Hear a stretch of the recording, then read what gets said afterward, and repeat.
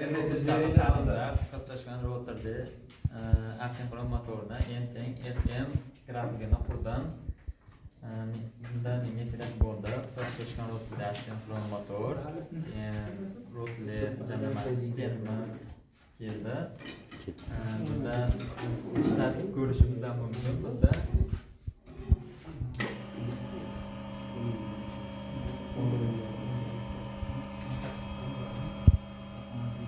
Bunda dvigatelimiz aylanish tezligi 1492 chiqyapti. Men bunda o'lchab olganman 1490. Ishga tushirish torkimiz 0.85 chiqyapti. Bunda o'zgartirib ko'rishimiz mumkin.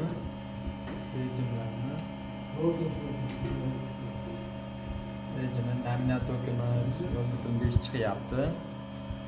Yana o'zgartirib ko'rishimiz mumkin. 0.5 chiqdi bunda.